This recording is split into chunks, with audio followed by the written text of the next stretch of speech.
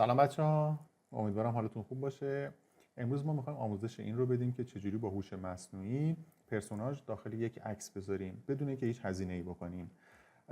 هوش مصنوعی که من استفاده کردم هوش مصنوعی کریا ای آی هست که خیلی هوش مصنوعی خوبی برای گذاشتن پرسوناژ توی عکس. البته من از این قسمتش استفاده کردم، حالا شما میتونید از چیزای دیگه‌اش استفاده بکنین. و اینکه توسط یه دونه سایت خیلی راحت شما میتونین ایمیل های جیمیل بسازین هر تعدادی که میخواین و بدون اینکه حالا پولی بدین به این هوش مصنوعی، با ایمیل جدید این کارتون رو بتونین ادامه بدین. بریم با هم ببینیم که به چه صورته. خب الان میریم توی سایت kria.ai و خب اینجا من حالا هوم رو دوباره میزنم. توی قسمت ادیت که بزنین شما میتونین ایمیجتون رو آپلود کنین و حالا من این ایمیج رو انتخاب میکنم، آپلودش میکنم و مشخص میکنم با این قلمو که کجاها رو من میخوام در اصل این پرسوناژم رو بذارم. تو دو تا جا بیشتر من نمیخوام، چون خیلی هم نمیخوام شلوغش بکنم و حدودا حالا میکشم. من چیزای مختلف انتخاب کردم، حالا این یه روششه. شما میتونید با روش‌های دیگه‌ای هم که اینجا داره، از جمله مثلا حالت مربع مستطیل کشیدن یا اون چیز جادویی، قلم جادویی هم انتخاب بکنید.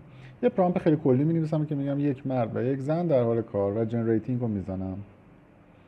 منتظر میمونم که چه اتفاقی بیفته و حالا پروسش رو با هم دیگه میبینیم.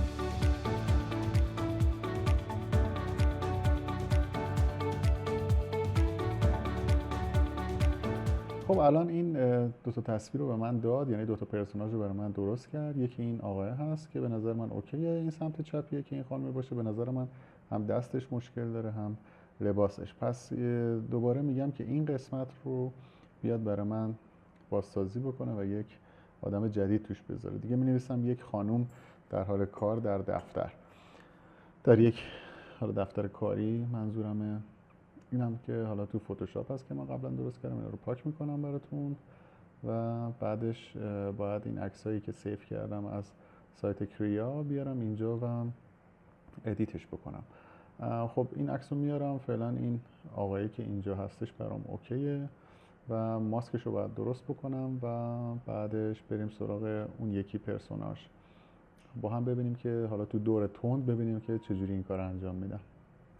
فقط نکته‌ای که اینجا هست، AI میاد برای ما یه سری تغییرات هم انجام میده. مثلا وقتی که این پرسوناژ رو میذاره داخلش، میاد صندلی عقب یا مثلا میز کنارش مثل اینجا رو یه سری تغییر تحولاتی میده که ما باید اینا رو ادیت یعنی باید خارج بکنیم از این حالت تولید شده AI اگه می‌خوایم یه کار حرفه‌ای بکنیم، وگرنه برای پرزنت‌های دانشگاهی که همین کفایت میکنه.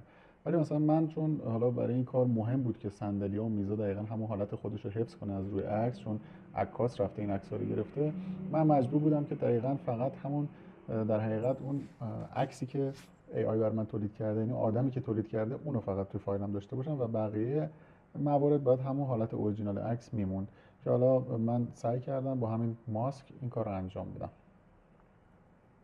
خب سمت راست عکسمون درست شد، یعنی آدم سمت راستی به نظرم اوکیه. حالا باید بریم ببینیم که سمت چپ، اون پرسوناژ سمت چپیه رو چیکار بکنیم. خب دوباره میام تو سایت کریا و من میخوام ریجنی که سمت راست دارم رو حذف بکنم، میرم تو همون قسمت ریجنا و دیلیتش میکنم و بعدش پرامپتم هم که آماده است و دوباره فقط میزنم جنریتینگ و منتظر میمونم چه اتفاقی میفته. بعد اینجا یه ذره آزمون خطا بکنیم، شاید باید چندین بار اینو امتحان بکنیم تا ببینیم که آیا اون چیزی هستش که میخوایم یا نه. حالا میگم شما نگاه بکنید که تو این پروسه من چند بار امتحان کردم و به کجا رسیدم.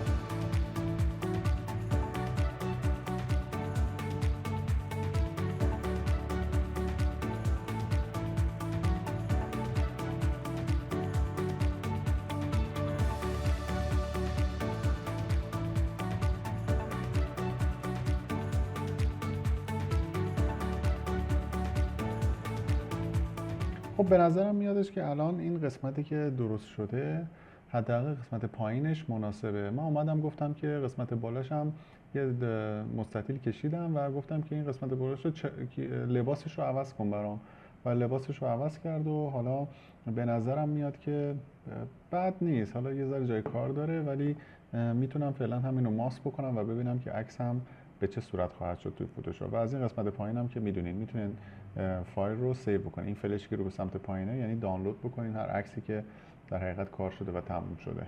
خب دوباره اینجا هم من میام از همون ماسک استفاده میکنم برای گذاشتن این عکس و یه ذره پروسه زمانبریه. حالا اگه دستتون سریع باشه و یه ذره تجربتون توی فتوشاپ زیادتر باشه خب میتونید خیلی سریعتر کار بکنید، ولی اگه مثل من خیلی سریع نباشین یه ذره این پروسه زمانبره. ولی به هر حال من ماسکش رو الان درست میکنم و با هم دیگه میبینیم که آخر سر عکسمون به چه صورت میشه.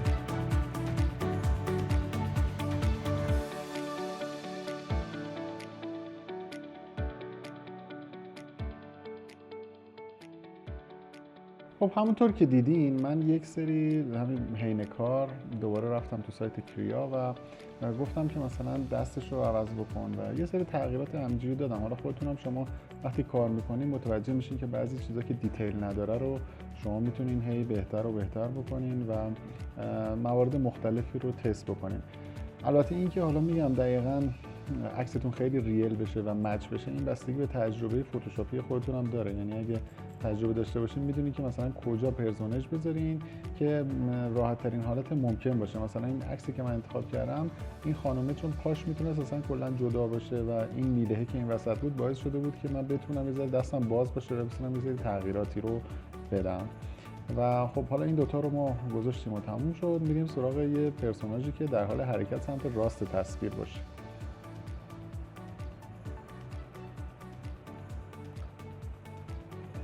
من میام اینجا اون در حقیقت ریژنایی که نمیخوام رو پاک میکنم و میام با قلمو حالا مشخص میکنم که این آدم جدیدی که میخوام بذارم کجا باید باشه و پرامپتش هم باید بنویسم که بنویسم یک مردی در حال حرکت سمت حالا راست تصویر میخوام داشته باشم و دکمه جنریت رو میزنم که این جنریت انجام بشه و حالا ببینیم که جواب نتیجه کار چی میشه.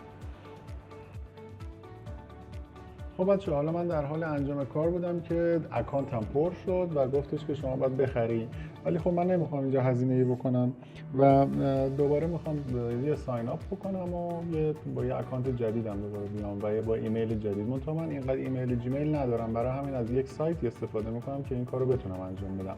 ساین اپ میکنم از career.ai و وارد mailticking.com میشم. اینجا اون وقت من یک ایمیل میده، هر چقدر بخوام دوباره میتونم چنج بزنم و ایمیلمو عوض بکنم.